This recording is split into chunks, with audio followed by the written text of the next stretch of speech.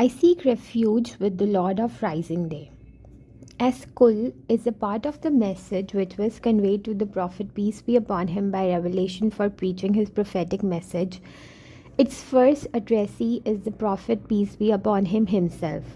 But after him, every believer is also its addressee. The act of seeking refuge necessarily consists of three parts. Number 1, the act of seeking refuge itself. Number 2, the seeker of refuge. And number 3, he whose refuge is sought.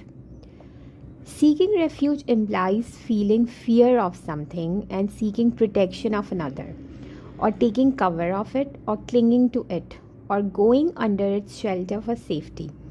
The seeker after refuge in any case is the person who feels that he cannot by himself resist and fight the thing that he fears, but stands in need of refuge with another for protection.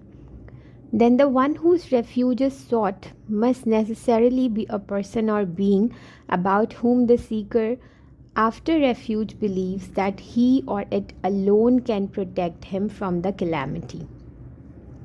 Now, one kind of refuge is which is obtained according to natural laws in the physical world from a perceptible material object or person or power.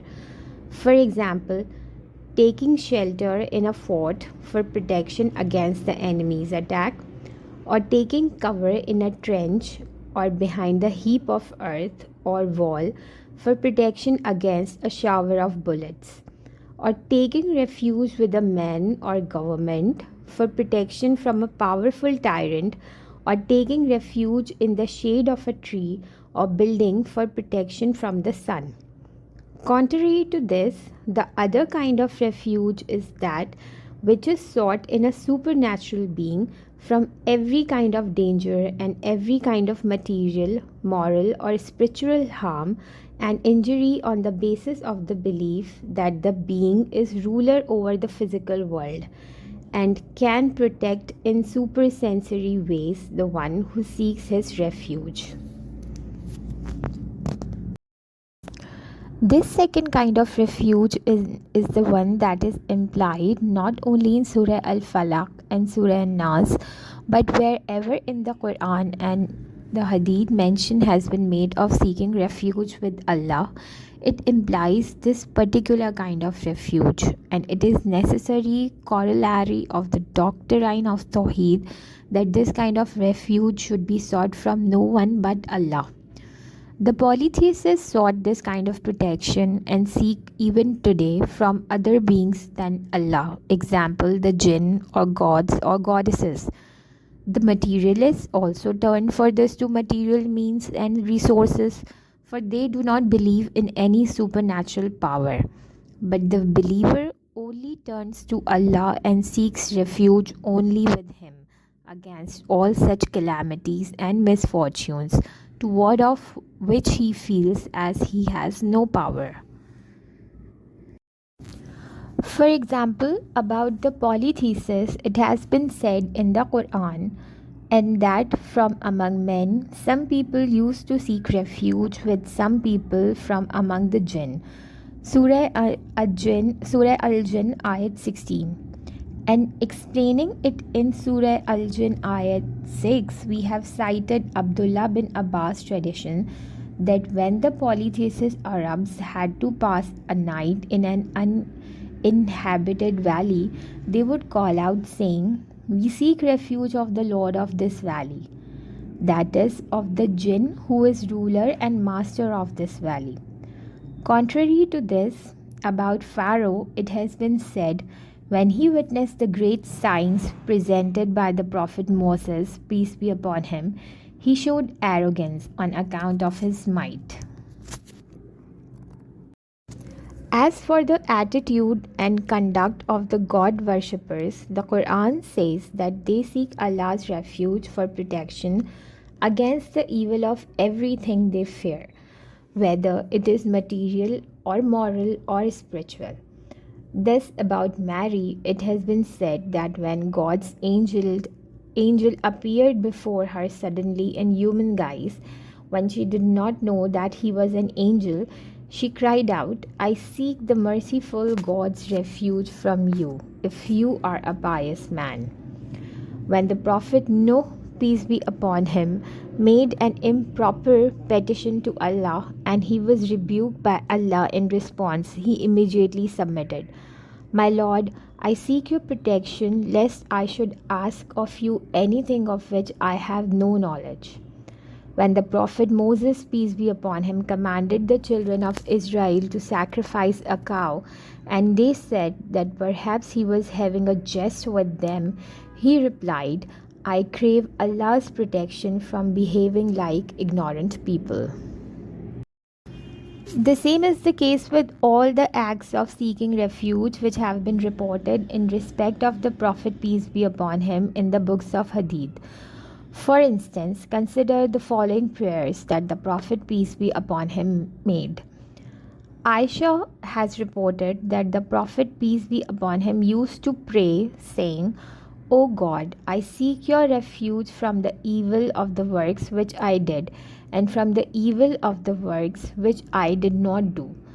That is, if I have done a wrong, I seek refuge from its evil results. And if I have not done a work which I should have done, I seek refuge from the loss that I have incurred, or from that I should do what I should not do. Ibn Umar has reported that one of the supplications of the Prophet, peace be upon him, was to the effect, "O God, I seek your refuge from being deprived of a blessing that you have bestowed on me, and from being deprived of the well-being that you have granted me. And I seek refuge lest your wrath should descend on me suddenly. And I seek refuge from every kind of your displeasure." Zayd bin Arqam has reported that the Messenger, peace be upon him, of Allah used to pray, "O God, I seek your refuge from the knowledge which is not beneficial, from the heart which does not fear you, from the soul which is never satisfied, and from the prayer which is not answered." Abu Huraira has reported that the Messenger, peace be upon him, used to pray, "O God, I seek your refuge from hunger, for it is a most evil thing with which one may have to pass a night, and I seek your refuge from dishonesty, for it is sheer evil mindedness." Anas has reported that the Prophet, peace be upon him, used to say, "O God, I seek your refuge from leprosy and madness and all evil diseases." Aisha has reported that the Prophet, peace be upon him, used to pray in these words, "O God, I seek your refuge from the mischief of the fire and from the evil of affluence and poverty." Shakal bin Humayd requested the Prophet, peace be upon him, to teach him some prayer. He told him to say, "O God, I seek your refuge from the evil of my hearing, from the evil of my sight, from the evil of my tongue, from the evil of my heart, and from the evil of my lust." Atlas bin Malik has reported that Prophet, peace be upon him, used to say, "O God, I seek your refuge from helplessness, indolence, cowardice, old age, and stinginess. And I seek your refuge from the torment of the grave and from the mischief of life and death. And according to a tradition in Muslim also, from the burden of debt, and that people should overpower me."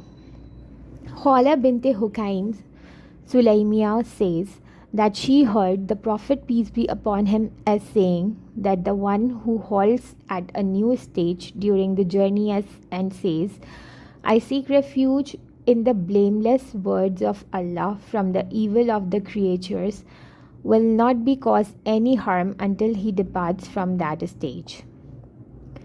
We have related these few prayers of the Prophet, peace be upon him, from the Hadith, which shows that the believer should seek Allah's refuge from every danger and evil, and not the refuge of anyone else, nor he should become self-sufficient of Allah and place reliance only on himself. The word used in the original is Rabbil Falaq, Falaq actually means to split and to pierce through. A great majority of the commentators have taken it to mean bringing out the light of dawn by splitting the darkness of night. For in Arabic, falaq as-subh is often used for the breaking of dawn, and also in the Quran, the words faliqus siba, he who causes the dawn to appear by splitting the darkness of night, have been used for Allah. Another meaning of falaq is also to create or to bring into being. For everything created in the world appears by splitting something.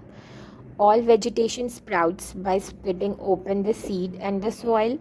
All animals come out either from the womb of mother or by breaking open the egg or some other obstruction. All springs gush out by splitting open the rock or soil. The day appears by piercing through the curtain of the night. The drops of rain pierce through the cloud and fall on the earth.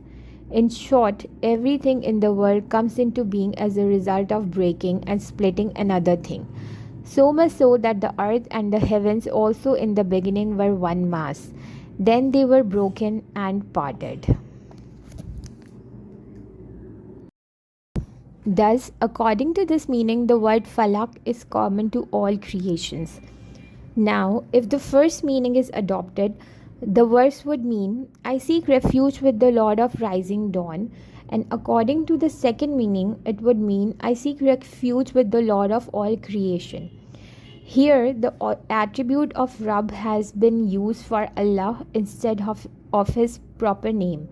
For Allah's attribute of being Rabb, that is master, sustainer and provider, is more relevant to seeking and taking of his refuge. Then, if Rabbul Falaq implies Lord of the rising dawn, seeking his refuge would mean, I seek refuge with the Lord who brings out the bright daylight from the darkness of night, so that he may likewise bring well-being for me from all kinds of physical dangers. If it is taken to mean Rabbul Khalaq, the meaning would be, I seek refuge with the Lord of all creation, so that he may protect me from the evil of his creation.